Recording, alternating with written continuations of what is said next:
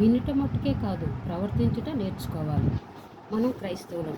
దేవుని మందిరానికి వెళ్తున్నవారము, ప్రార్థించేవారము, దేవుని వాక్యాన్ని చదువుతున్నవారము, దేవుని సభలకు వెళ్ళేవారము, ఆయన ప్రసంగం బాగుంది, ఈయన ప్రసంగం బాగుంది అని ఇతరులతో పంచుకునేవారము. కానీ దేవుని పట్ల ప్రవర్తించేవారముగా ఉన్నామా? క్రియలు కలిగే విశ్వాసంతో ఉన్నామా? మనలను మనం పరీక్షించుకోవాలి. మనం ప్రవర్తించే వారముగా ఉండాలంటే దేవుడు మనకు 2 ఆజ్ఞలను ఇచ్చాడు. మత్తయి సువార్త 22వ అధ్యాయము 37, 38, 39లో మొదటిగా నీ పూర్ణ హృదయంతో, పూర్ణాత్మతో, నీ పూర్ణ మనస్సుతో నీ దేవుడైన ప్రభువుని ప్రేమించవలను. మొదటి ఆజ్ఞ. నిన్ను వలె నీ పొరుగువారిని ప్రేమించవలను. ఇది 2వ ఆజ్ఞ. ఈ 2 ఆజ్ఞలను పాటిస్తే మనం ఆసక్తిగా ప్రార్థించేవారముగా ఉంటాము. పశ్చాత్తాపంతో కూడిన ప్రార్థన మారు మనసును కలుగు చేస్తుంది. ఆత్మతో ప్రార్థించేవారముగా ఉంటాము. యేసు ప్రభు వారు ఆరోహణమైనప్పుడు, నేను ఆదరణకర్తను మీకు తోడుగా పంపిస్తున్నాను. ఆదరణకర్త అనగా పరిశుద్ధాత్ముడు. ఆయన ఎల్లప్పుడూ మీతో ఉంటాడు. ఆయన సర్వసత్యములోనికి మిమ్ములను నడిపిస్తాడు. ఆయన నీతిని గూర్చి, పాపమును గూర్చి, తీర్పును గూర్చి ఒప్పింపజేస్తాడు అని చెప్పారు. యేసు ప్రభు వారు చెప్పిన మాట వలన పరిశుద్ధాత్మ దేవుడు మనలో ఉన్నాడు.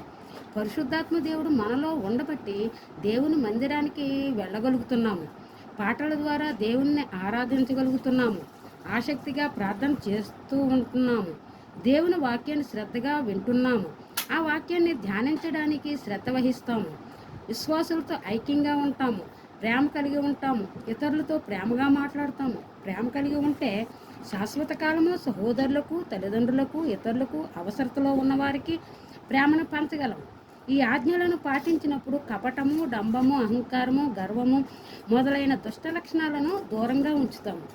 ఈ ఆజ్ఞలను పాటించేవారముగా ఉందాము.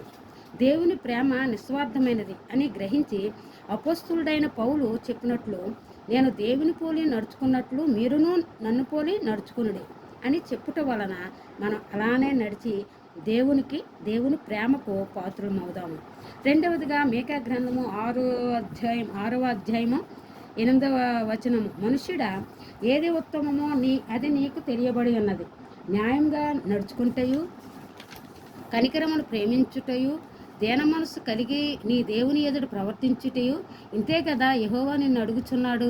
మనకి ఏది మంచో ఏది చెడో తెలుసు. మంచిని మనం అనుసరించడానికి ప్రయత్నం చేయాలి. ఈ వాక్యంలో ఉత్తమమైనవి న్యాయం కలిగి నడుచుకుంటా, కనికరమును ప్రేమించుట, దేన మనసు కలిగి దేవుని ఎదుట ప్రవర్తించుట. వీటిని మనం అనుసరించాలి. వీటిని మనం గ్రహించి అనుసరించినట్లయితే ఆత్మఫలాలను మనం మన హృదయంలో ధ్యానించిన వారమై ఉంటాము. న్యాయంగా ప్రవర్తించడం ద్వారా యథార్థత అలవర్చుకుంటాం. కనికరమును ప్రేమించడం ద్వారా ప్రేమ, సంతోషము, సమాధానం, విశ్వాసము, మంచితనం అలవర్చుకుంటాము. దీన మనసు కలిగి ఉండటం ద్వారా లోబడే మనస్సు, దయాళుత్వము, సాత్వికం మొదలైన ఆత్మఫలాలను అనుభవించగలుగుతాం. అప్పుడే క్రైస్తవానికి అర్థం ఉంటుంది. 3వదిగా మార్కు సువార్త 16:16 నమ్మి బాప్తిసం పొందినవాడు రక్షింపబడును. దేవుని కార్యాలను మనం నమ్మినట్లయితే, ఆయన చేసిన అద్భుత కార్యాలు, ఆశ్చర్య కార్యాలు, స్వస్థత కార్యాలను మనం గ్రహించినట్లయితే మన కుటుంబంలో కూడా ఈ కార్యాలను చూస్తున్నాము కూడా. దేవుడు చేసిన మేళ్లను సాక్ష్యం ద్వారా దేవుని మందిరంలో చెప్పగలుగుతున్నాము. విశ్వాసం ద్వారా ఈ ఆత్మ ఫలాలను అనుసరించడం ద్వారా బాప్తిసం పొందగలము, రక్షింపబడగలం. ఈ రక్షణా పాత్రను మనం మరణాంతం వరకు చేతపట్టుకోవాలి. క్రింద పడవేయకూడదు, అంటే తిరగకూడదు. యేసు ప్రభు వారు నశించిన దానిని వెతికి రక్షించుటకు ఈ లోకమునకు వచ్చెను. ఆయనకి అందరినీ రక్షించాలనే ఆశ. మనం ఆయన కోరికను తీర్చేవారముగా ఉండాలి.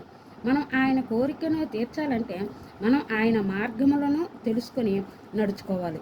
యేసు ప్రభు వారు అంటున్నారు, నేనే మార్గమును, సత్యమును, జీవమునై ఉన్నానని. ఆయన మార్గంలో నడుచుకుంటూ ప్రయత్నిద్దాం. ఆయన సత్యములో ఉందాం. ఆయన ఇచ్చే నిత్య జీవానికి వెళ్దాం. దేవుడు మనల్ని బట్టి సంతోషిస్తాడు. మనల్ని చూచి నా ప్రియురాలా అని సంబోధిస్తాడు. ఇంత మంచి అవకాశాన్ని, అర్హతను విడిచిపెట్టి మనం శరీరాశ, నేత్రాశ, జీవడంబము వైపు పరుగులెత్తుతున్నాము. ఏ దుష్ట ఆలోచనలు మన హృదయంలో ఉండకూడదో, అంటే చెడిపోయిన మనసు కలిగి స్వార్థము, అసూయ, దూషణ మాటలు, మూర్ఖత్వం, అతిద్వేషులు, తల్లిదండ్రులకు అవిధేయులు, కృతజ్ఞత లేని వారముగా జీవిస్తున్నాము. అందరూను పాపం చేసి దేవుడు అనుగ్రహించి మహిమను పొందలేని స్థితి నుంచి దేవుడు తన స్వరక్తం ఇచ్చి మనల్ని రక్షించి నాటి నుండి నేటి వరకు ఆయన కృపతో కాపాడుతున్నందుకు కృతజ్ఞత కలిగి ఉందాం. ఏమండి?